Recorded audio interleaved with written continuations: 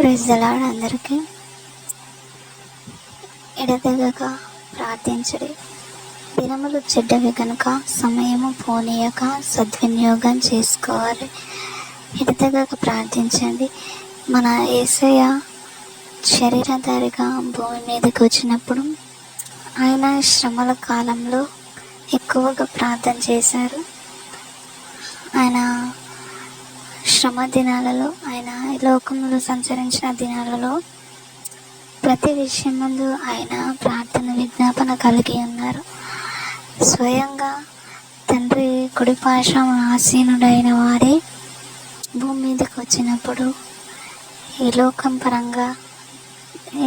పరంగా శరీరధారిగా మన మధ్య జీవించినప్పుడు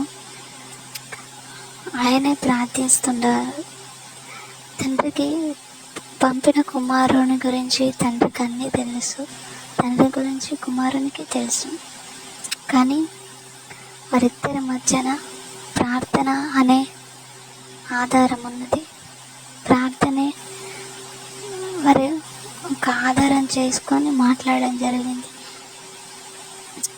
అటు దేవుడే శరీరధారిగా భూమి మీదకి వచ్చి ప్రార్థన ద్వారా తండ్రితో మాట్లాడినప్పుడు శరీరులము మట్టివారమైన మనము మన సమస్యను బట్టి, మన బాధను బట్టి ఆయన సన్నిధికి వెళ్ళి మన తండ్రితో మాట్లాడడానికి వెనుకడుగేస్తాం.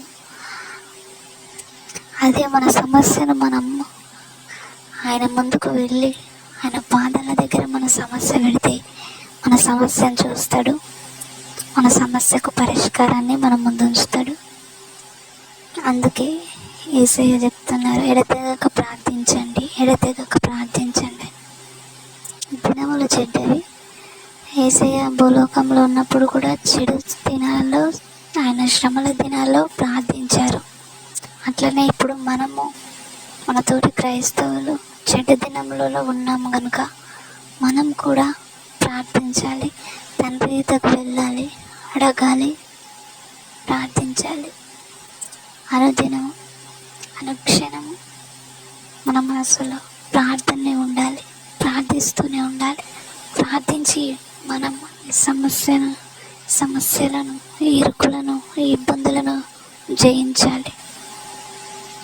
అందరము ఎడతెగక ప్రార్థిస్తూనే ఉండే కృపను దేవుడు మనకందరికీ దయచేయునుగాక. ఆమేన్.